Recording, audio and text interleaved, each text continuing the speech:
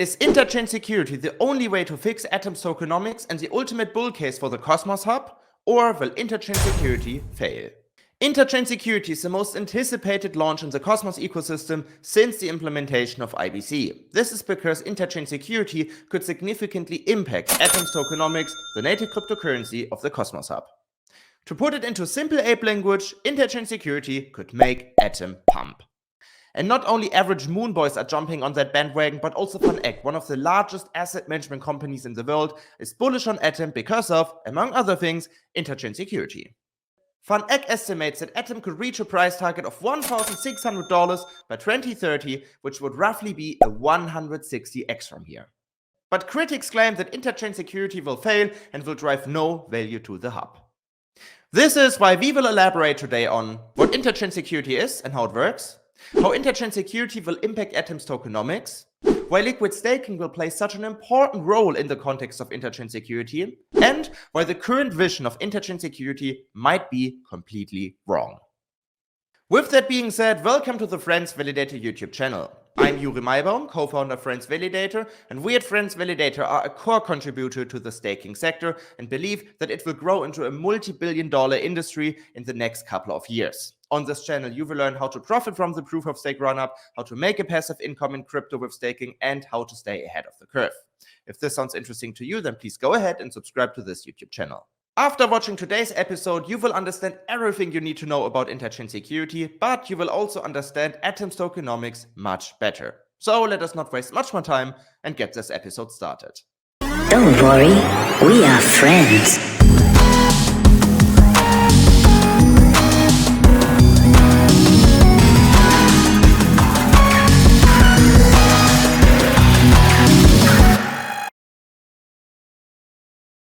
Before we get started though, please note as always that I'm not a financial advisor. All of our content serves for educational purposes only, and I also hold Atom in my personal portfolio. And besides that, please note that this episode is very beginner friendly. So if you are already familiar with the Cosmos Hub and Interchain Security, please feel free to skip some chapters via the timestamps below. But now, let us dive deeper into Interchain Security. What is it all about? To explain it to you in the best possible way, let us draw an analogy. Suppose you have a brilliant idea for a brand new blockchain. Your blockchain is more secure than Bitcoin and can handle transactions 10,000 times faster than Ethereum. Cool, but now you want to bring this idea to reality, and therefore you need developers who can actually help to build this blockchain, right?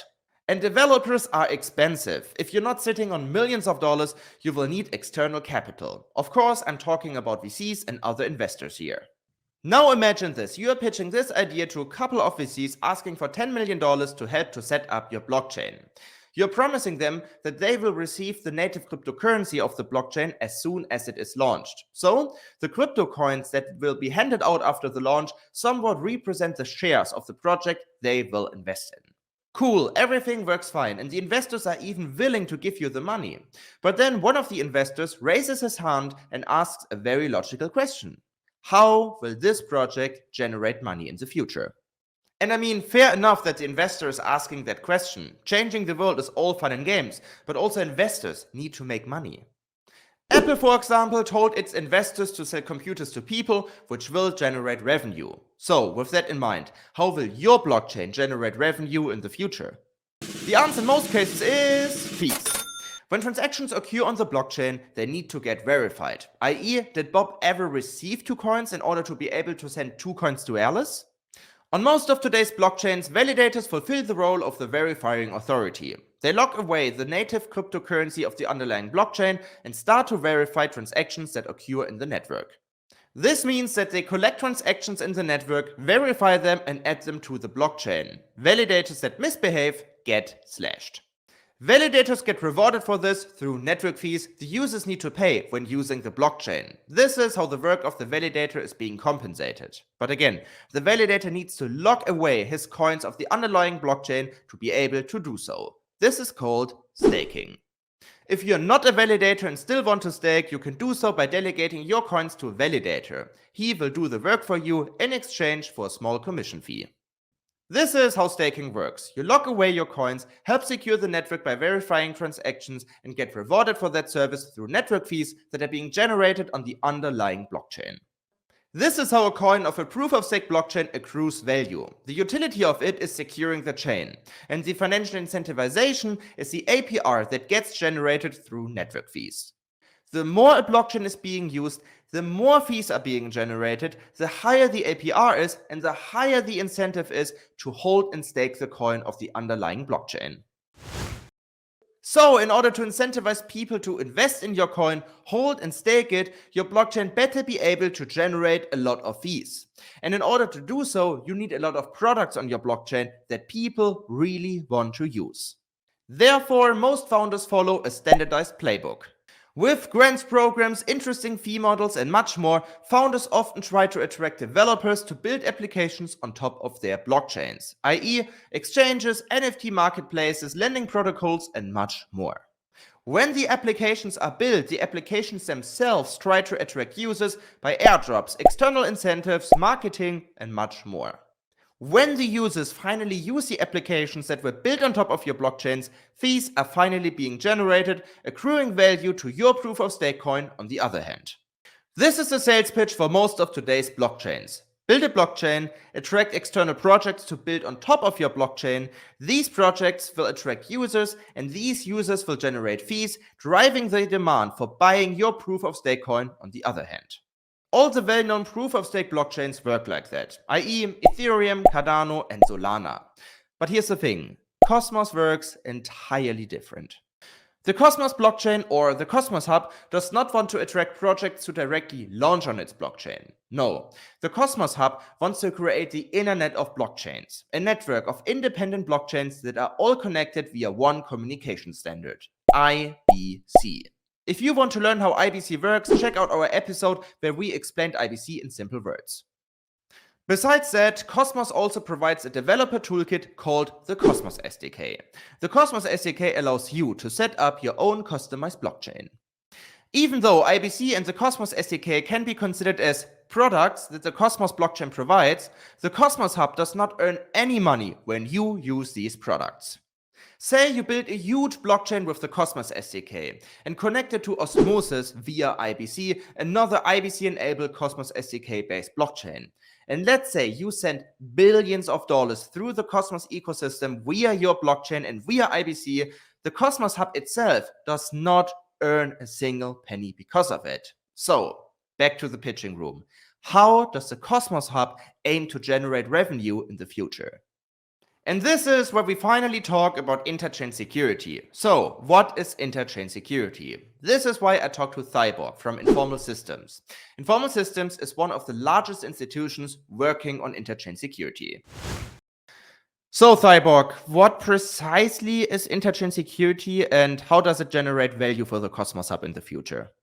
Interchain Security is a way for a consumer chain, so these are the chains that will be secured by the Cosmos Hub, to basically borrow security from the market cap of the Cosmos Hub. So essentially, when we talk about economic security in crypto, what that means is that the stake of the Cosmos Hub can be slashed to secure the consumer chain. Meaning if someone misbehaves on a consumer chain, and in general that someone is going to be a validator, that validators and their delegators are going to get slashed on the Cosmos Hub. And so in general, the stake of the Cosmos Hub is worth a lot of money, much more than on any sovereign chain. And therefore, the crypto economic security of the consumer chain is in line, meaning it's the same as the Cosmos Hub economic security.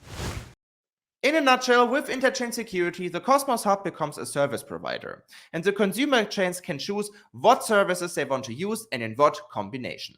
And because of providing a service, the Cosmos Hub and its stakers get rewarded for that. In Neutron's example, Atom stakers earn NTRN tokens when staking Atom.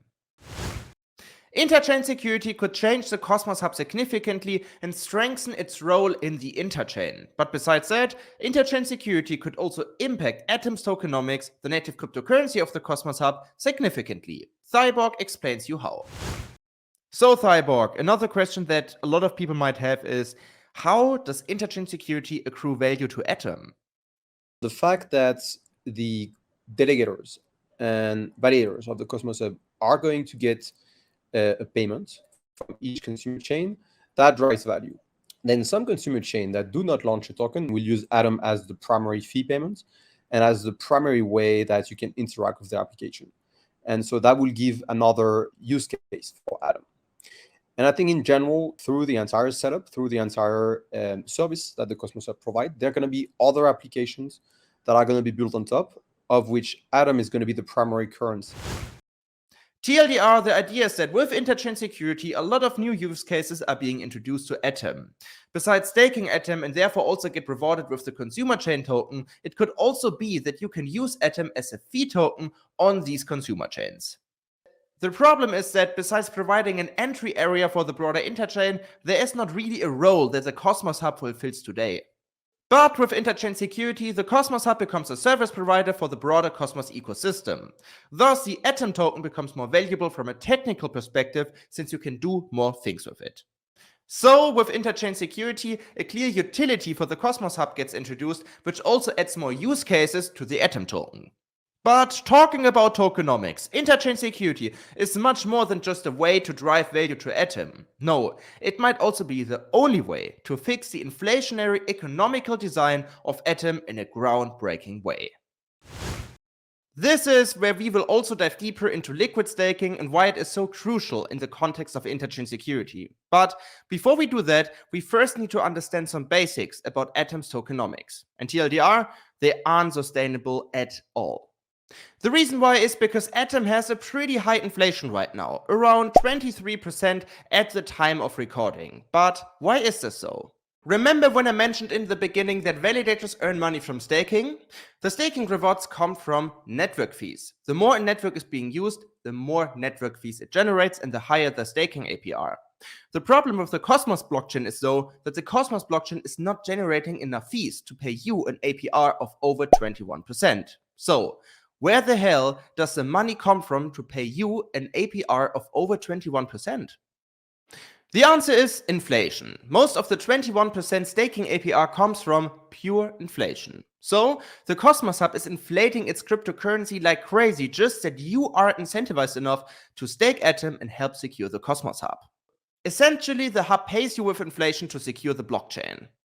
As you probably realize, this is a problem.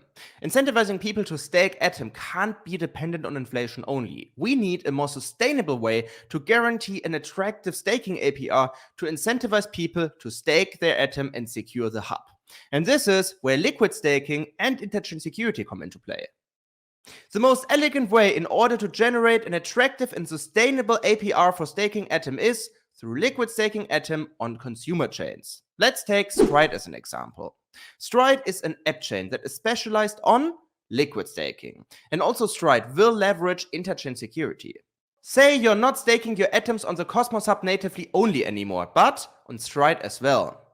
When staking your Atoms on Stride, you're liquid staking them. And liquid staked Atoms are technically a derivative. And this is why liquid staking Atom is a DeFi activity, which means fees. So when liquid staking your Atoms on Stride, fees are being generated. And since Stride is a consumer chain leveraging the hub's security, the fees go back to the Atom stakers who stake their Atom natively on the Cosmos Hub. This is how sustainable fees are being generated. And this is also why so many people praise liquid staking protocols as consumer chains as the ideal solution in order to fix Atom's tokenomics. I mean, it makes sense at first sight. Atoms are still being staked, which helps to secure the hub. But they are staked in such a way that they generate more fees, which will give Atom stakers on the hub a more sustainable APR. But what about security concerns? I talked to Marko Baricevic, the Cosmos SDK lead, to talk about security advantages and disadvantages.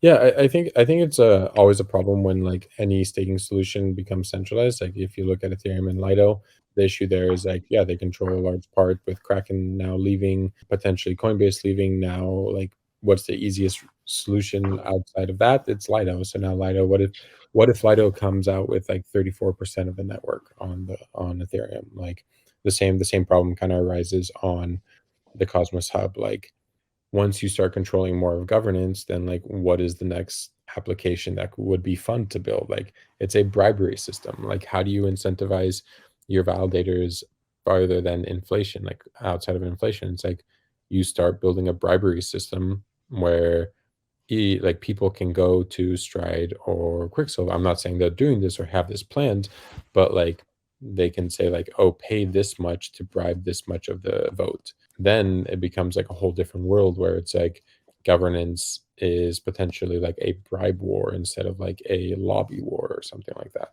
You said that it theoretically also makes the hub more secure, since if an attacker would like to overtake the hub, and most of the atoms are like, let's say, staked on the consumer chains, that he needs to basically start to unbond atoms like twice. So basically, it's like, let's say you buy 33% of the network, or like 33.3% of ST atom, which is staked, and that equates to 33.3% of the staked atoms on the hub.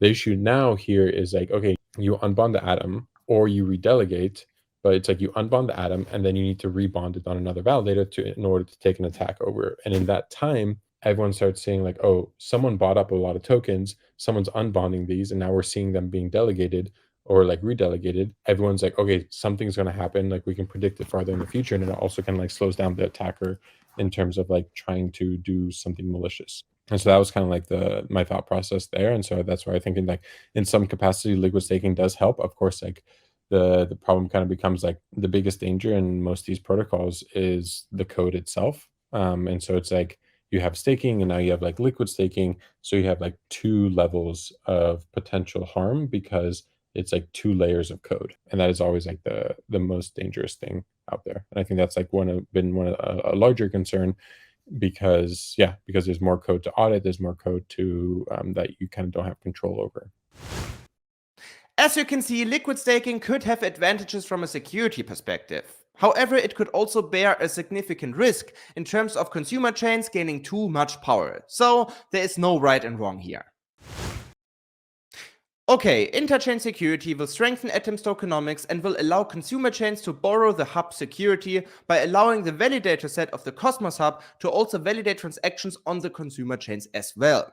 Cool. But now the question is, how many consumer chains will the hub be able to support after all? Will we just see a few consumer chains, or will we see an exponential growth of consumer chains similar to the exponential expansion of the Cosmos SDK? Because there would be some severe challenges for Cosmos Hub validators to overcome if Interchain Security would expand endlessly. I think the complexity really lies in human coordination. So in terms of technical complexity, it's quite simple. Like it's as though you're spinning up a new chain. When you create a consumer chain that is approved by governance, or if it's automatically approved, then there's a genesis with the validators added, and then that genesis is downloaded by the validators.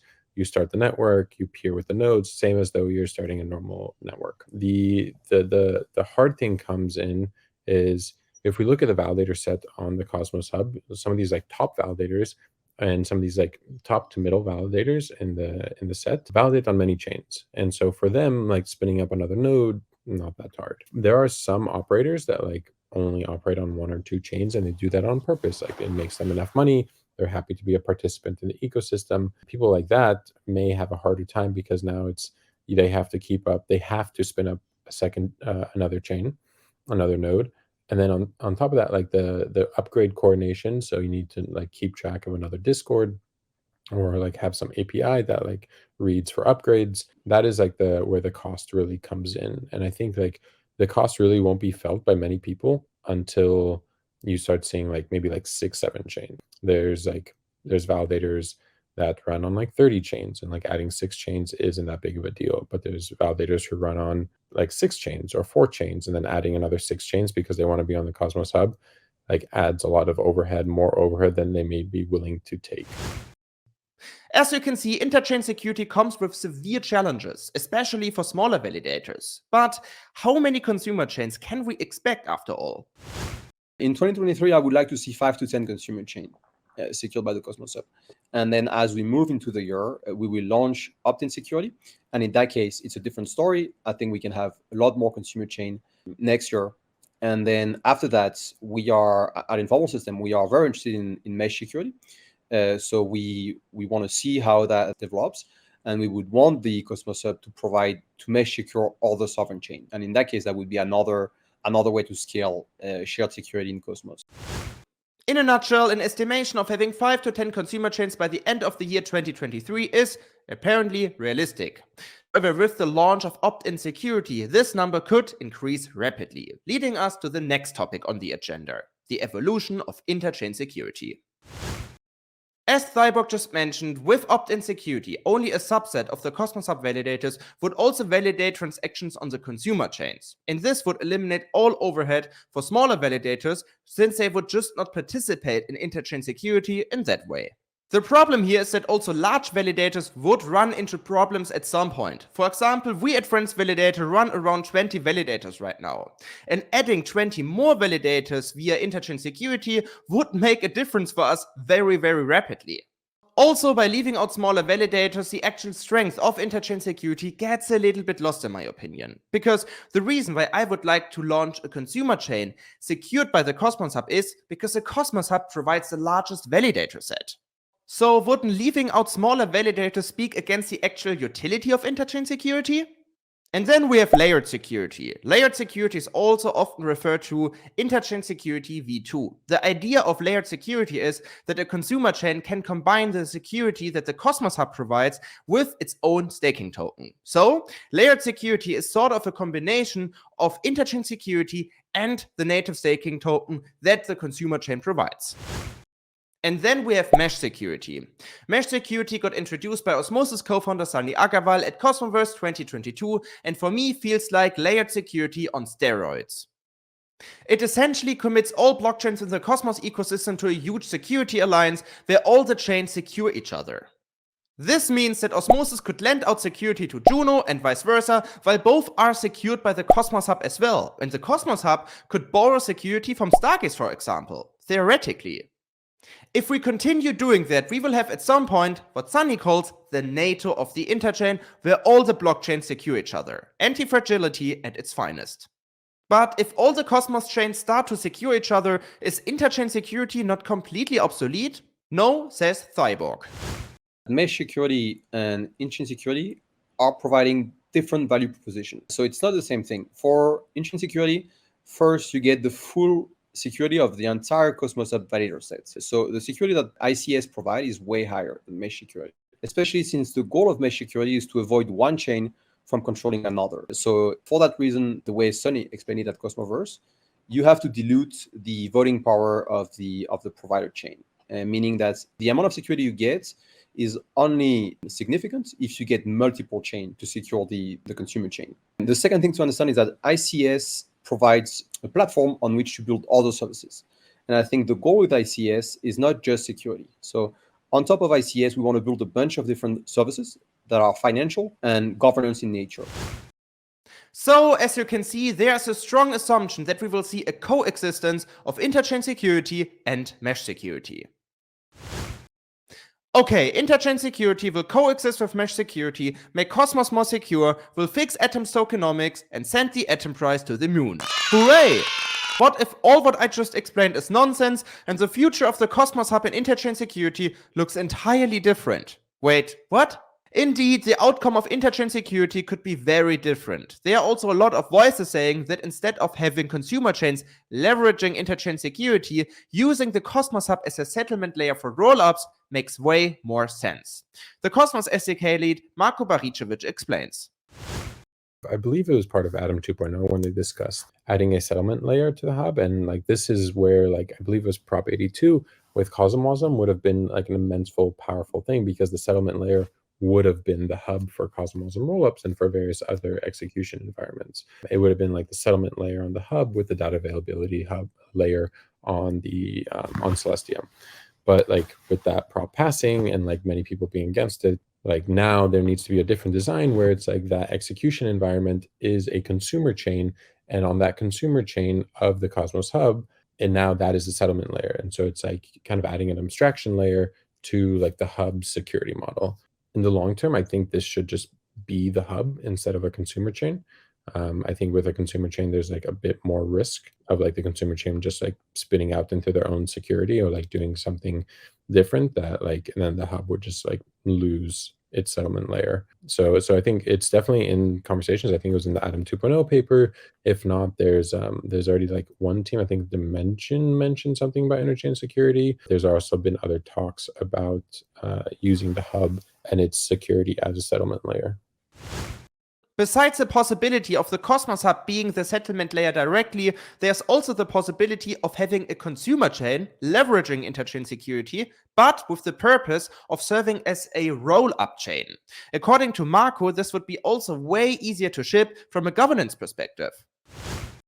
So the question here is like, on the hub, is it like, is it a consumer chain or is it directly on the hub? So as a consumer chain, I think that's going to be like an easy sell. There's this idea of like hub minimalism. Actually, like there's a recent post on the Cosmos Hub discourse where Gnome from Binary Builders really explained that, like, kind of like articulated that potentially hub minimalism may be the death of the hub. That's kind of like the short synopsis of like the post. And so I think it's like we will start seeing a larger appetite for a less minimalistic hub in the future. And I think that will kind of like propel like potentially some of these consumer chains directly onto the hub, which will be interesting, which will be like change the model. But I still think there's immense power to have them separate.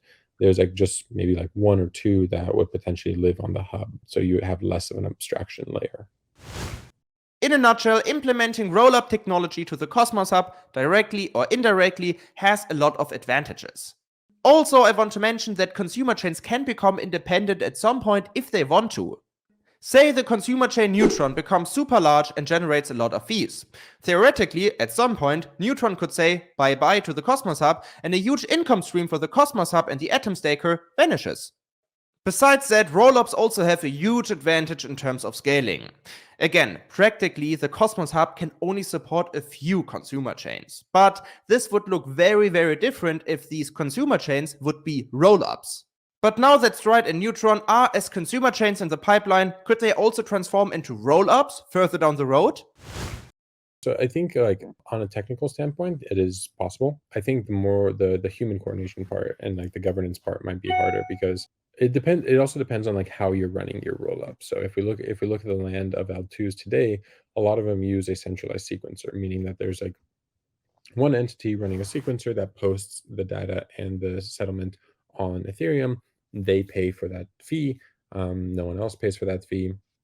And so it's like cheaper, quote unquote, but then these teams like raise immense amount of money, and a portion of that money is earmarked to do settlement and data availability on Ethereum to post those data blobs. But like in another rollup world, there's an idea of like the sequencer is decentralized. So you have something Tendermint-esque or some consensus on who's posting the data to Ethereum and using that security instead of like the validator set. So it's just a question of like, then you still want to incentivize those validators because they are paying for the sequencer to post data blobs on whatever chain. And so it's like you still want to incentivize it. Of course, I think inflation like can go down drastically, and we kind of enter this world of like it's easier to create like issuance less and inflation less tokens with like chains that have right now, right? Right now we see like chains like inflating their supply to incentivize staking, to do this, to do that. With the rollup world, you can kind of like diminish that. Even with just like the consumer chain world, like you can diminish the amount of inflation you have because right now you're inflating your supply for security, but in the future, like your security would be coming from the hub. In a nutshell, the hub becoming a settlement layer for rollups has numerous advantages, and many loud voices in Cosmos believe that this is the way to go. One project that might come into your mind when you hear the term rollup is Celestia. If the Cosmos Hub would become a settlement layer for rollup, wouldn't that mean that the Cosmos Hub would start competing with Celestia? No, says Marko Baricevic. We don't want the hub to be the data availability and the settlement layer. Like we want someone like Celestia to be the data availability layer. There's like two jobs in the rollups, and it's like the hub would do one and Celestia would do the other. And Celestia is like wants to do the other one, data availability for everyone in blockchain. And so it's like, but like they don't settle, and so they need someone else to settle, and that would be the hub. As you can see, the hub would not compete with Celestia. Moreover, both would profit from each other. And here's what would need to happen for the Cosmos Hub to become a settlement layer for rollups. First of all, the community would need to align with that and signal its support, aka governance proposal. And secondly, most likely, the Cosmos Hub would need to give up its minimalistic approach, aka implementing CosmWasm. Even though the hub becoming a settlement layer for rollups seems like a pretty good idea, there is no concrete plan for doing it as of now. The Cosmos Hub becoming a settlement layer for rollups is theoretically possible, but there are several ways to do it, and trade-offs would occur and need to be considered. To wrap things up, Interchain Security is the most anticipated shipment in the Cosmos ecosystem since IBC. However, its final vision is far from being decided. Yes, there are a lot of voices requesting the Cosmos Hub to become a settlement layer for rollups. However, this is not the direction that the hub is following as of now. Will Interchain Security succeed in its current form? Does it make sense to have traditional consumer chains? Or does it make much more sense for the Cosmos Hub to become a settlement layer for rollups? Eventually, we will see a combination of both. A consumer chain leveraging Interchain Security that acts as a settlement layer for rollups. The final outcome is yet to be seen. So I believe that the competition in the broader crypto industry is not sleeping. Therefore, we should not hesitate too long to push certain developments forward and align on the Cosmos Hub's future, together as a community. But now let us know what you think of Interchain Security. Also, please let us know what you think of the Cosmos Hub becoming a settlement layer for rollups by commenting in the comments section below. Subscribe to this YouTube channel if you don't want to miss out on any alpha, and with that being said, I hope I will see you the next time.